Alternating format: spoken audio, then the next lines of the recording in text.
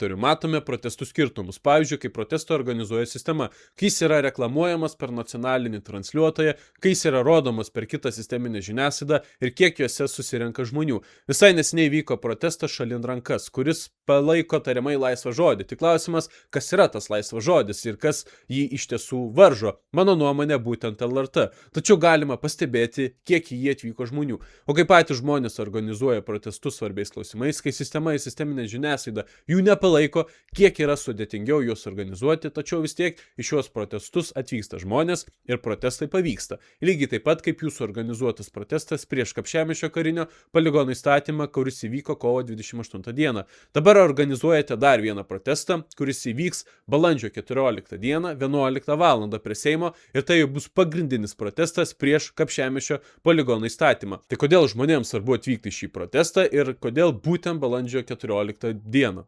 Taip, iš tikrųjų yra labai svarbus mitingas. Būtent tą dieną, balandžio 14 dieną, Lietuvos Respublikos Seimas svarstys Kapčiamiesčio karinio poligono įstatymo projektą.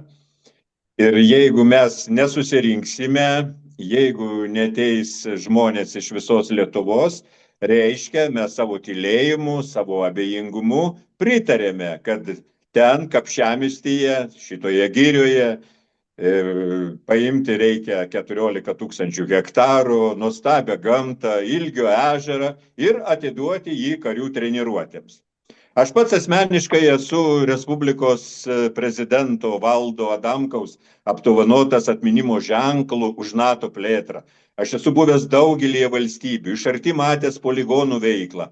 Esu girdėjęs ir pats kalbėjęs su žmonėm, kurie nepritarė poligonų statybai, tarkim, ar Vokietijoje, ar kitose šalyse. Žmonės apgynė savo tą žemės kampelį ir aš manau, kad jeigu mes ateisim visi, tai mes galbūt apginsime ir Kapčiamiestį. Apginsime Kapčiamiesčio girią, juolab, kad jūs patys dažnai girdite, kad yra 7 variantai statyti karinį poligoną.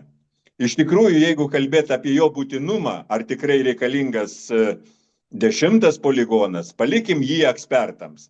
Tačiau mano, kaip Sąjūdžio už Lietuvos miškus pirmininko pareiga yra išsaugoti Kapčiamiesčio girią ateities kartoms.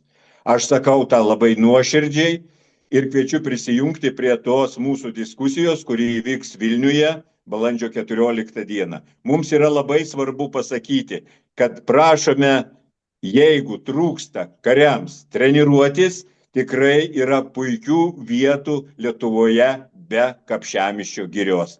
Tai iš tikrųjų yra unikali giria.